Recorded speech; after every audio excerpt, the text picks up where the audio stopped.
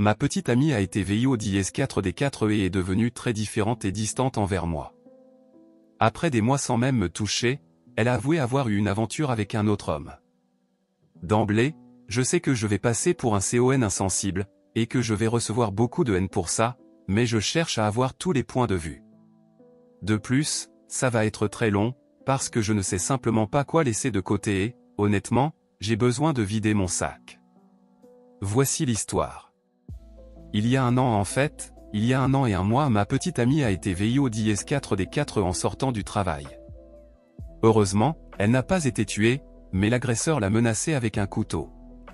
Par chance, le magasin où elle travaillait avait des caméras dans le parking, et, entre la vidéo de l'agression et la banque de l'autre côté de la rue, qui a filmé la voiture de l'agresseur, la police a réussi à l'arrêter en un jour. Avec la vidéo et les tests ADN, il n'a même pas contesté.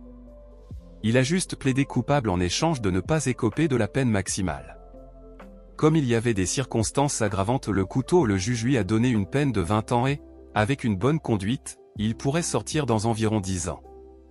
Je raconte tout ça pour bien préciser que son agresseur n'est plus une menace. Elle n'a pas à craindre qu'il revienne la harceler, du moins pendant une dizaine d'années, ou quelque chose comme ça. Évidemment, ça a été un événement très traumatisant dans sa vie. Même si je n'ai pas été la victime, ça a aussi été très traumatisant pour moi. Je n'arrive pas à imaginer ce qu'elle a traversé et je ne compare pas ma situation à la sienne, mais j'ai eu de graves épisodes de dépression parce que je n'avais pas pu la protéger et parce que je savais qu'une autre personne lui avait fait du mal. Parfois, c'était presque plus que ce que je pouvais supporter. Juste après l'incident, elle n'a pas voulu me voir. J'ai compris. Ça faisait mal, mais j'ai compris. Ses parents sont venus la chercher à l'hôpital et je ne l'ai ni vue ni entendue pendant une semaine, ce que j'ai à peu près compris, mais je pense que j'aurais pu recevoir un message ou quelque chose me disant qu'elle allait bien. Finalement, une semaine plus tard, sa sœur m'a appelé et m'a informé qu'elle restait chez ses parents et qu'elle m'appellerait dans quelques jours. Elle ne m'a jamais appelé. À la place, j'ai reçu un autre message de sa sœur, disant qu'elle aimerait que je passe à la maison pour discuter quelques minutes. Je me lève, j'y vais, et je suis accueilli à la porte par sa mère, qui, très calmement et froidement, commence à me dire comment je dois agir et ce que je dois dire. On m'a dit de ne pas tenter de contact physique avec elle, comme un câlin ou quoi que ce soit. Ok. Encore une fois, j'ai compris. Trauma grave. Je suis sûr qu'ils ont été conseillés par des thérapeutes ou des conseillers sur quoi dire et faire autour d'elle, alors je joue le jeu. J'entre et elle est assise sur une chaise, avec son père à côté d'elle et sa sœur sur le canapé. Dès que j'entre dans la pièce, sa sœur commence à parler et me dit que ma petite amie veut que je sache qu'elle va bien, mais que, évidemment, elle est traumatisée et apprécie ma compréhension dans son rétablissement. Elle n'a même pas dit un seul mot pour moi et m'a à peine regardé. Encore une fois, c'était juste après les faits, et je comprends que ça devait être comme ça. Mais honnêtement, toute cette conversation était extrêmement gênante. Je pars, je rentre chez moi et j'essaie de me concentrer sur comment je peux l'aider. Je commence à chercher sur Google comment gérer une survivante d'agression et à quoi je pouvais m'attendre. Elle commence à aller en thérapie, d'abord 2 fois par semaine. Après 2 mois, elle passe à 1 fois par semaine. Pendant ce temps, elle finit par me contacter et me demande de la retrouver dans un café. J'arrive là-bas et elle m'attend déjà. À ce moment-là, elle était tellement sous médicaments que j'avais pratiquement affaire à un zombie. Il n'y avait aucune émotion, et elle parlait de manière très méthodique. En gros, elle voulait me voir ce jour-là pour me dire qu'elle ne pouvait pas sortir avec moi pendant un moment, jusqu'à ce qu'elle règle certains problèmes auxquels elle faisait face. Bien sûr, j'ai dit que je comprenais. Après tout, c'était presque 1 mois après l'attaque. C'était notre première conversation en tête-à-tête, donc je vivais déjà avec cette idée. J'ai dit que je serais là pour elle et que, quoi qu'elle ait besoin de l'espace, une épaule pour pleurer, ou n'importe quoi, je serais là. J'ai commencé à dire que je l'aimais et elle m'a interrompu. Elle a dit que, à ce moment-là, elle ne voulait pas entendre ça et que je devais respecter ses désirs. J'ai été un peu blessé et, franchement, surpris, mais j'ai accepté ce qu'elle voulait.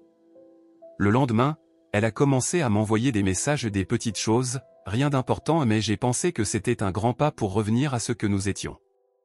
Ça a continué pendant encore 1 mois et demi. Finalement, je lui ai demandé, à ce stade, si nous pouvions nous voir pour dîner. Elle n'a pas répondu pendant 2 jours et a ensuite dit qu'elle devait attendre d'en parler à sa thérapeute. Finalement, elle accepte, mais fixe la date un mois plus tard. Je rappelle que c'était déjà presque 4 mois après l'attaque, et jusqu'à présent, je n'avais eu qu'une seule conversation en personne avec elle et une conversation bizarre avec sa famille. Ah, je dois le mentionner, personne ne me tient au courant de ses progrès.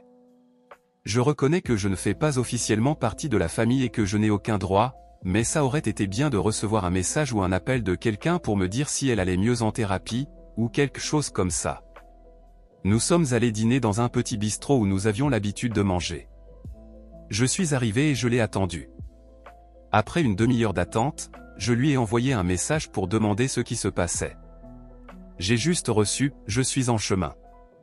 Elle arrive enfin et s'assoit. Je lui demande comment elle va, et elle me réprimande, me disant de ne pas poser de questions personnelles.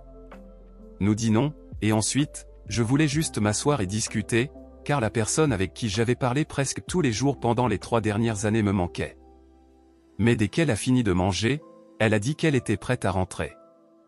Je lui ai demandé si elle pouvait rester quelques minutes pour parler, mais j'ai remarqué qu'elle devenait physiquement anxieuse et je n'ai pas voulu la perturber. Alors je lui ai simplement dit que je l'aimais et qu'elle me manquait. Elle s'est levée et est partie. Le lendemain, elle recommence à m'envoyer des messages comme si rien ne s'était passé. Nous commençons à nous voir une fois par semaine pour déjeuner, et elle devient de plus en plus à l'aise, restant un peu pour discuter. Elle a aussi commencé un nouveau travail, dont elle m'a parlé.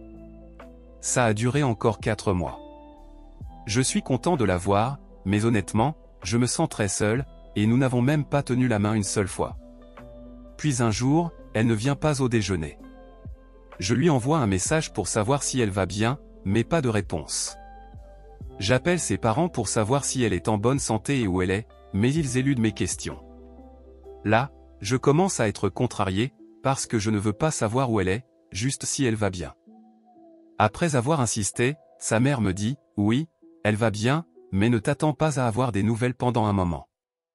Je me dis qu'elle a peut-être fait une rechute et qu'elle est à l'hôpital. Mais que puis-je faire?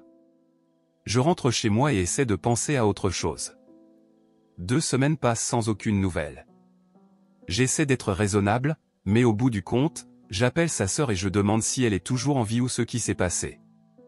Elle savait que je commençais à être frustré, alors elle s'est excusée, mais m'a dit que sa sœur avait expressément demandé à ce qu'on ne me parle pas. À ce stade, je m'effondre. Je ne sais pas ce que j'ai fait de mal. Je ne l'ai pas forcée, je n'ai pas essayé de la retenir de quelque manière que ce soit, à part simplement parler. Et même là, je gardais les conversations très générales pour ne pas la perturber. Puis je reçois un message d'elle me demandant si je peux la rencontrer à une adresse que je ne connais pas. Après vérification, je vois que c'est le cabinet d'un thérapeute. On me dit d'arriver à 16 h, ce qui m'oblige à quitter le travail plus tôt. Je me présente à l'accueil et on m'informe que la thérapeute veut me parler seule quelques minutes. Elle arrive, et maintenant je comprends d'où les parents tiraient tout ça, parce qu'après des salutations formelles, elle me donne une liste de choses que je peux ou ne peux pas faire. Ensuite, elle me dit que ma petite amie veut me parler et a quelque chose à me dire. Je vais dans une pièce où elle est assise sur une chaise, et on me dit de m'asseoir en face. Elle a une boîte de mouchoirs et pleure. La thérapeute m'explique que je suis là parce que ma petite amie a quelque chose à me dire, et qu'elle a voulu le faire dans le cadre sécurisé du cabinet.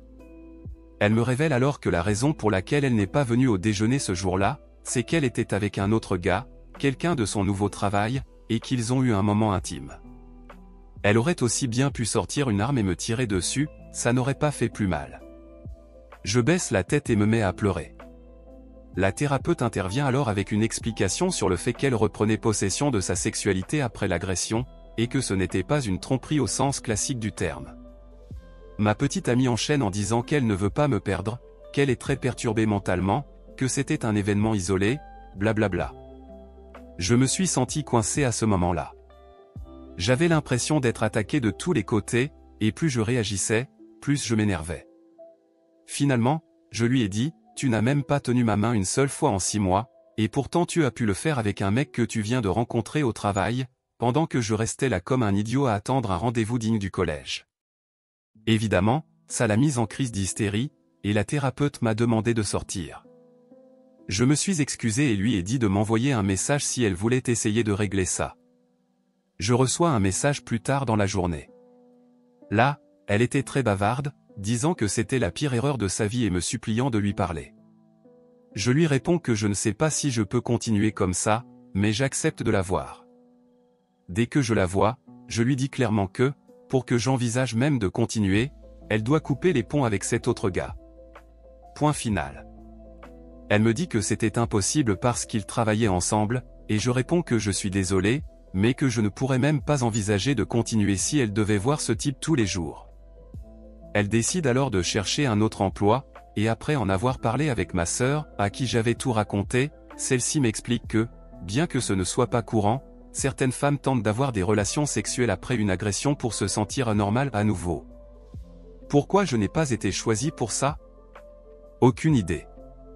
Mais j'ai l'impression d'être punie pour quelque chose que je n'ai même pas fait. Elle change de travail et nous reprenons nos déjeuners ensemble. Nous l'avons fait 2 fois, alors que je commençais à en avoir marre de ces rendez-vous sans rien de plus. Elle accepte alors de venir chez moi pour regarder la télé. Ça a duré jusqu'à hier soir. Hier soir, elle est venue, nous avons regardé 2 films et mangé une pizza. Pendant le 2e film, j'ai essayé de l'embrasser, rien de plus, juste un baiser. Elle s'est éloignée comme si j'étais une croix et elle, un vampire, en me disant qu'elle n'était toujours pas prête pour ça. D'accord, ce n'était pas mon meilleur moment, je l'admets. Mais je lui ai rappelé que ça faisait 1 an et 1 mois, que je n'avais absolument rien tenté avec elle ni forcé quoi que ce soit, et pourtant, elle s'était retrouvée avec un autre gars il y a des mois, alors que j'attendais encore de pouvoir lui tenir la main. Bien sûr, elle s'est mise à pleurer. Mais cette fois, je ne me suis pas précipité pour m'excuser. Je me suis excusé pour mon ton et ai dit que je ne la forcerai jamais à faire quoi que ce soit contre sa volonté. Mais honnêtement, j'ai l'impression d'être mis de côté, trahi. Peu importe comment elle appelle ça. Elle a consciemment couché avec quelqu'un d'autre sans protection, alors que j'ai tout fait pour être un petit ami solidaire. Je lui ai dit que je ne voulais plus qu'elle m'envoie de messages avant que je décide quoi faire.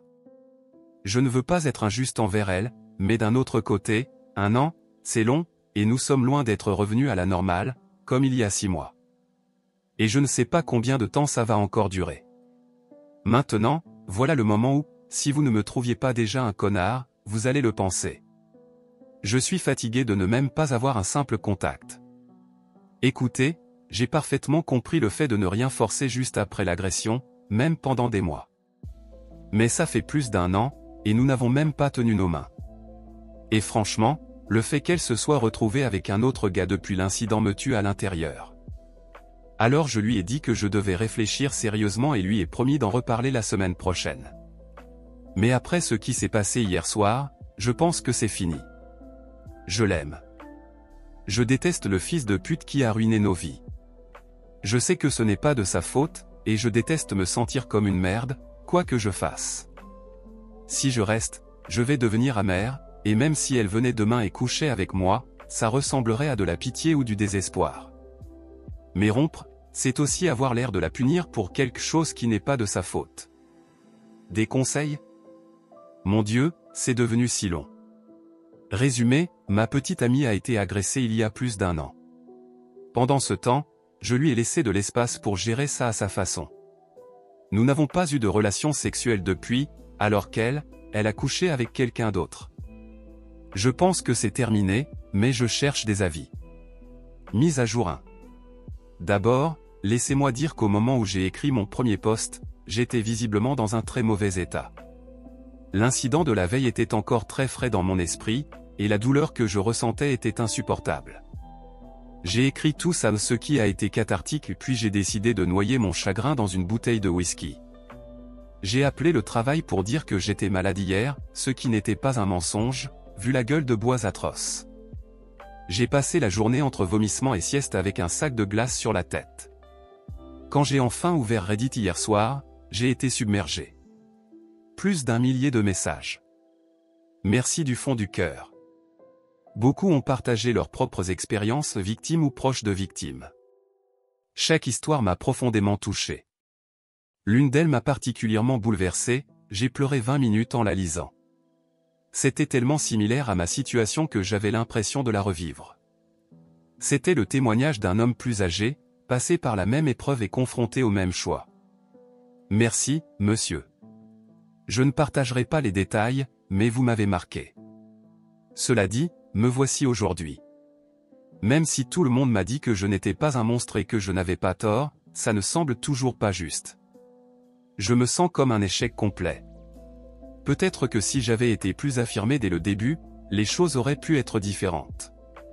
Je n'ai peut-être pas été clair sur l'amour que je lui porte et que je lui porte encore. Mettre fin à cette relation, c'est comme perdre un bras. Je n'ai presque rien mangé depuis dimanche. Je dois arrêter de boire. Oui, j'ai encore pris un jour de congé aujourd'hui, mais pour l'instant, l'engourdissement de l'alcool est préférable à ce qui m'attend.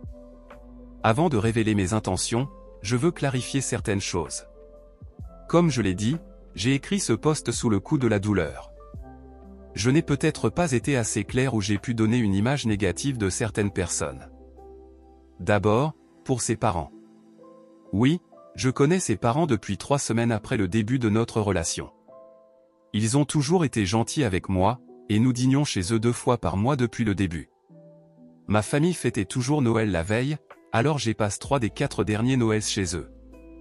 Je ne leur en veux pas, leur fille a été traumatisée, alors ils se sont ralliés autour d'elle. Même sans être parents, je comprends quelle était leur priorité. Son père a été aussi bouleversé que moi, et c'était déchirant de voir ce géant de 1,98 m s'effondrer ainsi. Sa sœur a été mon seul véritable soutien, toujours honnête avec moi. Oui, ils savaient pour l'infidélité, d'où leur silence. Ils ne l'ont pas approuvé, mais ont choisi de rester neutre pour la soutenir. Concernant sa thérapeute. Peut-être n'est-elle pas compétente, je ne peux juger. En relisant, j'ai réalisé avoir donné une image trop négative. Elle n'a pas excusé son acte. Après un silence lourd, elle a juste mentionné que certaines femmes réagissent ainsi. Certains ont cru qu'elle avait conseillé cela, ce qui est faux. Ma copine lui a avoué, et c'est elle qui l'a poussé à me le dire en séance pour sa sécurité. Je tenais à clarifier. Elle était ma meilleure amie. Je n'ai pas de vrai réseau ici, mes amis sont loin, absorbés par leur vie. Ma sœur m'a soutenu, mais c'est compliqué, elles sont très proches. Elle ne sait pas pour notre abstinence depuis l'agression, et je préfère ainsi. Depuis dimanche, elle m'envoie des dizaines de messages affectueux, plus que cette dernière année. J'ai peu répondu, mais elle sait que je lis. Ma décision. Cette nuit, j'ai compris que je dois rompre pour ma santé mentale. Je vais lui envoyer une lettre via sa thérapeute, pour qu'elle soit entourée lors de sa séance de vendredi. J'avertirai aussi sa famille. Lettre. Chère Sarah. Je ne pourrais te dire cela en face. Je t'ai aimé dès le premier mois. Nos 3 premières années ont été les plus belles de ma vie. Nous parlions mariage, j'y croyais sincèrement. Mais pour me préserver, je dois te quitter. Cette décision me brise le cœur. Je t'ai toujours aimé. Je t'aime encore. Mais je ne peux plus rester avec toi. Dites-moi si cette lettre est trop dure ou risque de réactiver un traumatisme. Je ne veux pas ajouter de la peine inutilement. Tu as besoin de guérir et de te concentrer entièrement sur toi-même pendant ta reconstruction. Devoir penser à moi et à mes sentiments ne fait que ralentir ta guérison. Je détesterai toujours l'homme qui t'a fait CA. Il a détruit tant de vies qu'une peine plus sévère aurait été justifiée. Mais ce n'est pas à moi de décider. Je sais que la haine est mauvaise, mais il ruine ma vie autant que la tienne. Je sais que tu vas me détester pour cette décision, et je ne t'en veux pas. Je comprends que tu te sentes abandonné, mais sache que j'ai tout fait pour être là pour toi. J'aurais voulu participer davantage à ta guérison, mais pour une raison inconnue, j'ai été exclu de ton cercle proche. Cela m'a laissé seul et distant de toi et de ta famille. Je ne voulais que ton bonheur et espérais t'accompagner. J'espère avoir été présent quand tu me l'as permis. Je ne mentirai pas, le fait que tu cherches du réconfort chez un autre alors que tu me refuses toute affection depuis des mois m'a profondément blessé. Je t'ai pardonne sur le moment, et je te pardonne encore, mais le pardon n'efface pas la douleur. Je crois comprendre partiellement tes raisons. Je ne les approuve pas, mais je les devine. Cela dit, cela n'explique pas pourquoi, plus d'1 an après l'incident, tu continues à me traiter comme une menace. Quand tu as recul devant mon baiser ce soir-là, j'ai compris que tu avais encore besoin de temps. Mais je ne peux pas mettre ma vie en pause indéfiniment. C'est égoïste, mais j'ai besoin d'affection, d'intimité physique et émotionnelle. Nos conversations cette dernière année ont été si vides. Je comprends pourquoi, mais avant, nous parlions pendant des heures de notre avenir. Aujourd'hui, nous échangeons à peine sur des banalités. Ma décision n'a rien à voir avec ce qui t'arrive. Cet événement horrible change ta vie, et je ne t'ai jamais jugé pour ça. Il s'agit seulement de ta guérison et du fait que, pour des raisons peut-être même inconnues de toi, tu t'es éloigné de moi. J'ai tout tenté pour renouer, mais je ne suis pas plus proche de toi qu'au début. Pour être clair, il n'y a personne d'autre. Je ne fréquentais personne, n'envisage rien. Je n'ai jamais trahi ma loyauté envers toi. De tout cœur, j'espère que tu guériras bientôt. Je te souhaite le bonheur. Puisses-tu un jour regarder notre passe avec tendresse et me pardonner. Je t'aimerai toujours. Ça me brise le cœur plus que tu ne peux l'imaginer. Avec amour. L'auteur. Remerciements. Merci encore à tous. Désolé pour la longueur, mais écrire m'aide. Je devais donner cette lettre à sa thérapeute demain. Mais en aurais-je le courage? Mise à jour 2. Découverte récente. 1. Il y a beaucoup de profs d'anglais et d'éditeurs sur Reddit. Vos corrections m'en donnent un complexe, merci quand même. 2. Cette communauté est très bienveillante. On m'a proposé des ressources, des numéros d'écoute, et même, un massage, à la fois drôle et flatteur. 3. Ne signez jamais une lettre publique avec votre vrai nom si vous voulez éviter les problèmes. Trop tard pour moi. Résumé des événements. La lettre, modifiée avec vos conseils, j'ai retiré celui qui est à ruine, mais garde Marie, par besoin profond, devait être remise en main propre. Mais la confrontation. Mercredi soir, ma sœur et la sienne, Suzanne, sont arrivées chez moi avec une copie de mes messages. C'est toi. J'ai essayé de nier, mais ma sœur m'a démasqué. Suzanne, en larmes, m'accuse de trahison. Puis surprise, ma sœur m'a défendu, disant que Sarah n'aurait pas dû me repousser si longtemps. Suzanne a fini par admettre que j'avais tenu bon plus que la plupart. Elle m'a supplié de ne pas envoyer la lettre et de respecter la semaine promise. Emporte par leur insistance, et par l'amour qui me reste, j'ai cédé. Le moment gênant. Le lendemain, Sarah et Suzanne sont revenues ensemble, les yeux rouges. Sarah tenait la copie de mes messages. Elles ont demandé à entrer. Malgré mes craintes, je les ai laissées entrer. Voir Sarah dans cet état me bouleverse toujours. En plus d'avoir une apparence physique épouvantable, comme après l'incident, elles se sont installées sur le canapé et Sarah avait déjà des larmes qui coulaient sur son visage. Nous sommes restés là une éternité à nous regarder. Je ne savais pas comment commencer à parler, je n'avais aucune idée de quoi dire ou faire. Alors je suis juste resté assis. Finalement, j'ai brisé le silence et demandé si Sarah voulait de l'eau ou quelque chose à boire. Elle a dit oui. Je suis allé à la cuisine prendre un verre d'eau glacée et, en me retournant, elle était juste derrière moi. Tout ce qu'elle a dit fut « Tu vas vraiment me quitter ?» Je n'ai pas pu répondre, j'ai juste regardé dans ses yeux, me sentant brisé et honteux. Nous nous sommes rassis, mais cette fois elle s'est assise à côté de moi. Elle a commencé à me lire mon premier post, mais n'a pas pu finir. C'est alors que Suzanne est intervenue, disant qu'elles avaient passé la journée à parler, relu le post et la plupart des réponses, et que Sarah était désolée de la façon dont elle m'avait traité. Elle a dit qu'elles avaient parlé aux parents et que tous étaient d'accord pour dire que ce qu'on m'avait fait n'était pas juste.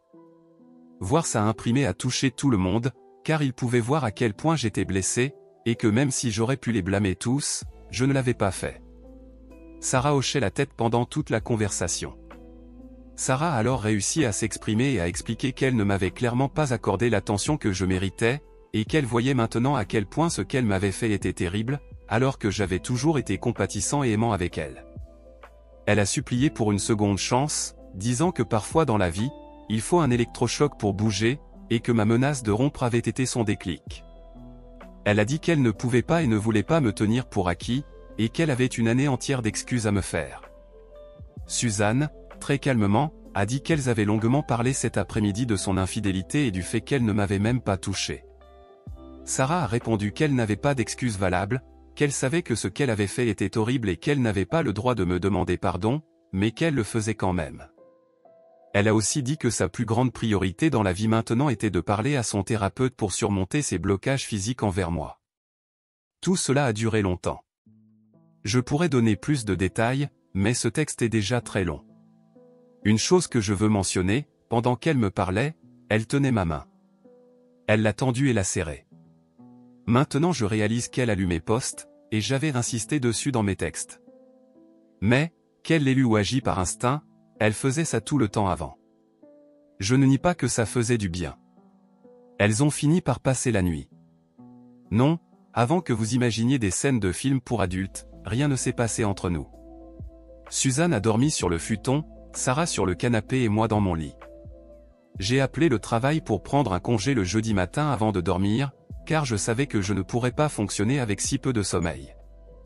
Je me suis réveillé vers 10 heures par Sarah, assise à côté de mon lit, me caressant le bras pour me réveiller.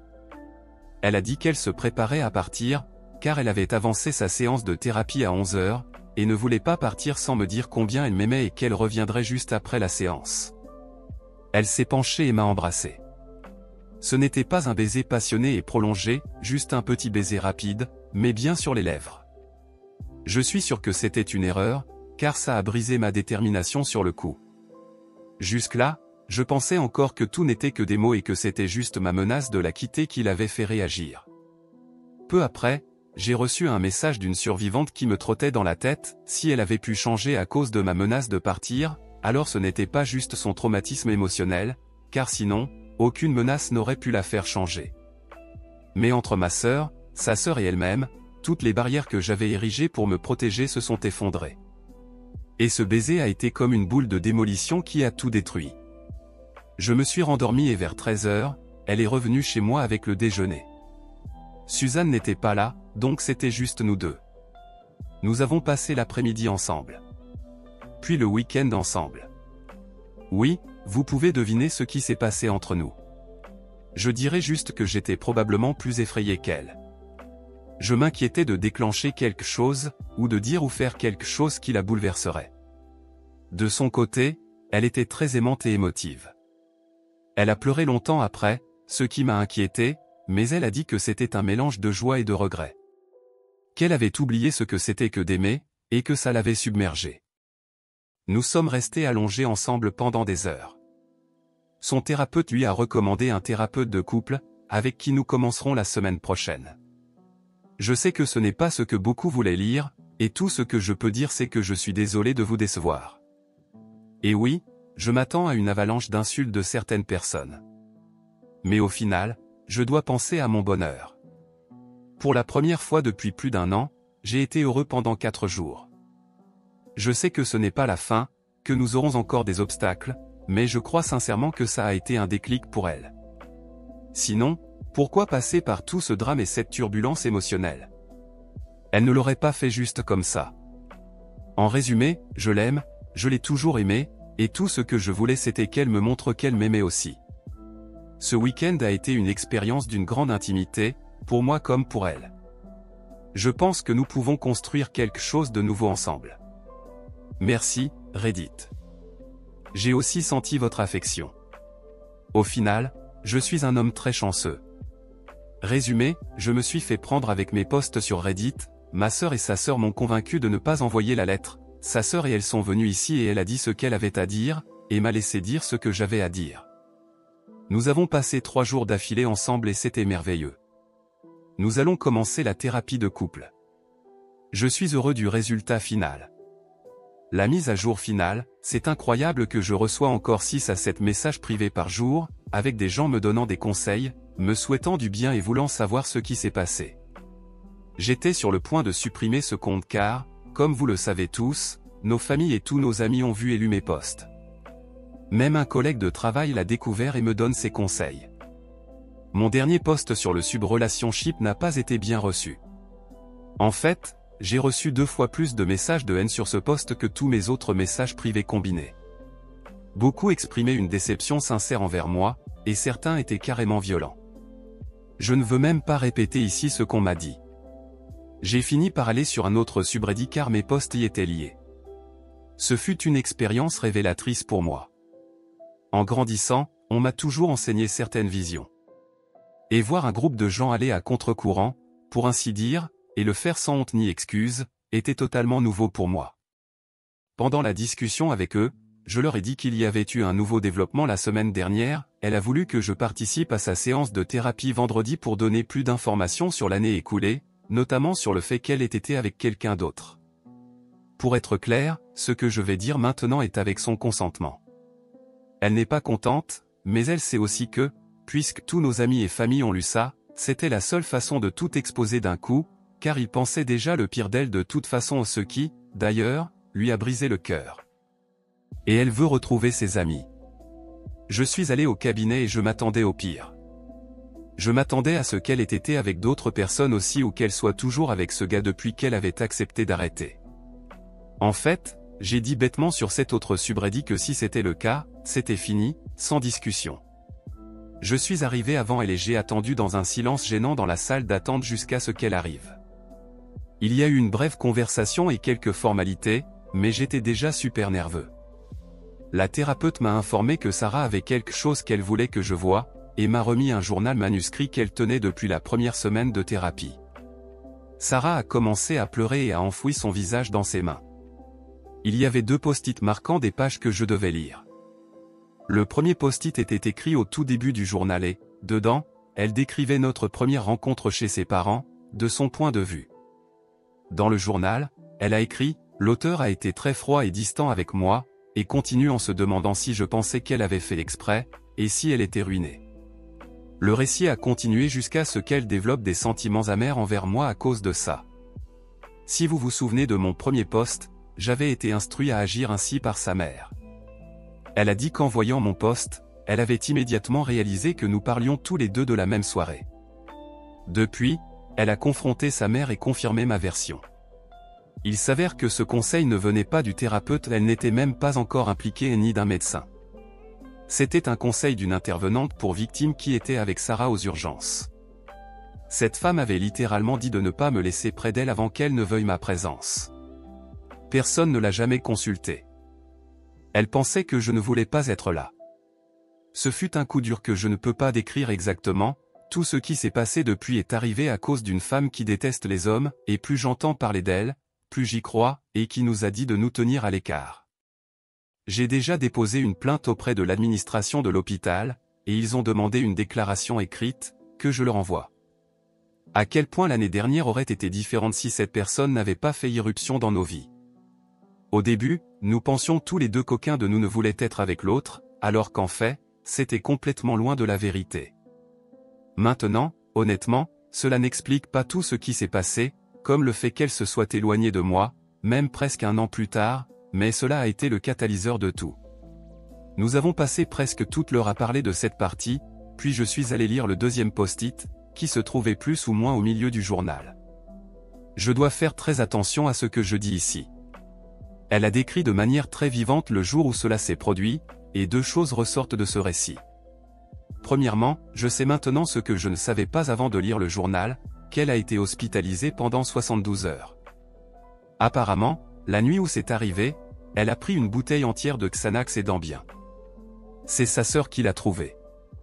Deuxièmement, Sarah a reçu l'ordre de ne jamais me parler de cela. Et maintenant, je dirais franchement, je ne peux pas l'affirmer avec certitude, mais je peux certainement le suggérer qu'elle a été exploitée. C'était son 2e jour à son nouveau travail et elle travaillait en 2e équipe lorsqu'un groupe de personnes se trouvait dans la salle de pause en train de manger. Elle était débutante et il s'agissait d'un environnement de travail à prédominance masculine, à l'exception d'elle et de 3 autres femmes qui travaillaient dans le secteur administratif d'un grand atelier d'entretien et d'une entreprise de remorquage. Bien sûr, comme elle était nouvelle, tout le monde était très amical, essayant de mieux la connaître.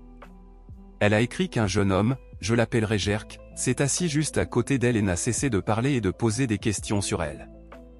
Alors que les autres retournaient au travail, lorsqu'elle se leva, il lui attrapa la cuisse et lui dit d'attendre et de prendre son temps. Elle a écrit que dès qu'il lui a attrapé la cuisse, elle s'est figée de peur. Elle ne savait pas quoi faire ni ce qui se passait.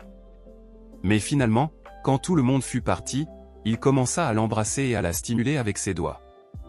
À ce moment-là, quelqu'un est entré par la porte, alors il a reculé et elle a réussi à sortir.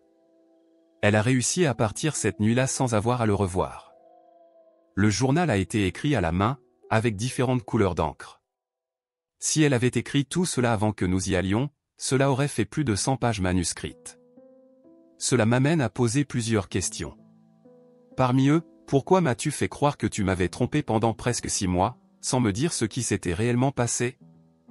Dans son esprit, elle avait l'impression de ne pas avoir réagi et elle pensait que je considérerais cela comme une trahison de toute façon, peu importe comment cela se serait produit. Elle a également dit qu'elle se sentait très coupable de ne pas avoir dit « non » ou quelque chose comme ça, et c'est ce qui l'a amené à prendre le médicament. La partie « aucune protection » était en partie de ma faute. Je n'ai jamais eu l'histoire complète dans le bureau du thérapeute. Alors j'ai demandé s'il utilisait un préservatif et quand elle a dit non, j'ai fini par exploser. Alors, quand elle m'a dit qu'elle n'avait pas utilisé de préservatif, c'est parce qu'en fait, il n'en avait pas utilisé. Il était juste excité par ma fille, mais c'était tout. Elle avait même dit à son thérapeute qu'elle m'avait trompé, mais n'avait jamais révélé toute l'étendue de l'histoire jusqu'à récemment. Ainsi, lorsque nous sommes allés à la première séance, le thérapeute opérait avec les mêmes informations que moi. Cela s'est produit vendredi. Je lui ai dit que j'avais besoin de temps pour réfléchir et que je la recontacterais samedi. Je suis parti et elle est restée pour avoir une séance individuelle avec le thérapeute plus tard dans la journée. Je pense que cela dépend en grande partie de la chance. Mais cette chance absurde ne diminue en rien l'amertume que j'ai accumulée au cours de la dernière année. Vendredi soir et samedi, je suis arrivé à quelques conclusions et j'en ai discuté avec elle dimanche. J'ai l'impression d'être relégué au second plan par rapport à tout et à tout le monde depuis plus d'1 an. J'ai mis ma vie en suspens et je me suis honnêtement senti négligé. Je vois maintenant qu'une partie de la situation était due à des interférences extérieures, mais je reconnais aussi qu'une grande partie de la situation était de ma faute, car je n'ai pas défendu mes intérêts et j'ai laissé la situation dégénérer. Alors, même si je sais que cela va contrarier certains d'entre vous, voici l'affaire et ce sera probablement la dernière fois que j'en parlerai, je veux qu'elle revienne dans ma vie. Elle veut faire partie de ma vie. Je l'aime et elle m'aime. Cela dit, je dois me mettre dans un endroit où elle peut faire partie de ma vie, et pas seulement là où je l'ai. Avant que je rentre dans le sien. À partir de dimanche, je serai impliqué dans chaque étape de son rétablissement. Je serai consulté sur tout changement, progrès ou mise à jour. Elle reviendra vivre avec moi, mais seulement après mon retour de voyage. Je vais prendre une semaine pour moi et partir en vacances, ce que je n'ai jamais fait auparavant. J'aurais été heureux d'aller quelque part avec elle, mais comme elle a changé de travail, elle n'a pas de temps libre disponible. Je nous ai tous les deux inscrits à un cours d'autodéfense, merci à l'un des membres de cet autre subreddit pour avoir suggéré cela. Elle pensait que c'était une excellente idée et appréciait vraiment le fait que nous puissions le faire ensemble. Sa famille et moi avons eu une conversation à cœur ouvert lundi soir. J'ai pu dire beaucoup de choses que j'avais sur le cœur et, à leur honneur, personne ne s'est mis en colère ou sur la défensive. Je sais qu'en fait, il faisait ce qu'il pensait être le mieux pour Sarah. Oui, sa sœur se moquait de moi à propos de mon accident avec elle. Je ne sais pas qui s'est le plus amusé, Sarah ou Suzanne, mais à la fin, elles ont accepté de m'inclure dans l'équipe. Dans l'ensemble, le reste de la semaine s'est déroulé comme d'habitude. Elle a tenu parole et a essayé d'arranger les choses. Elle ressemble beaucoup plus à la Sarah dont je me souviens. Nous savons tous les deux que nous avons encore un long chemin à parcourir, mais nous croyons l'un en l'autre. Merci, Reddit, pour les relations sous-marines et Rast. Résumé, j'ai découvert que le défenseur qui détestait les hommes était le problème initial pour lequel nous étions séparés. En thérapie, j'ai découvert qu'elle ne m'avait pas trompé.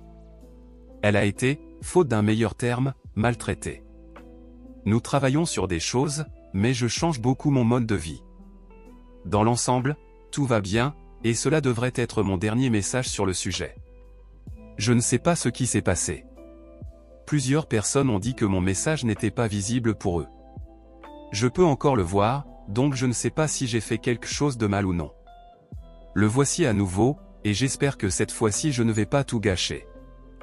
Ceci nous amène à la fin de cette histoire. C'est l'histoire la plus frustrante que j'ai jamais lue sur Reddit. Ce que Sarah a vécu était horrible, mais cela ne lui donne pas le droit de traiter l'auteur de cette façon. Mais c'est la vraie vie, avec de vraies personnes. Les vraies personnes font des erreurs, prennent de mauvaises décisions et parfois elles sont pardonnées, même lorsque d'autres pensent qu'elles ne devraient pas l'être. Mais cela dépend uniquement et exclusivement de la partie lésée. Elle seule sait ce qui ferait le plus mal. L'auteur n'est pas un idiot.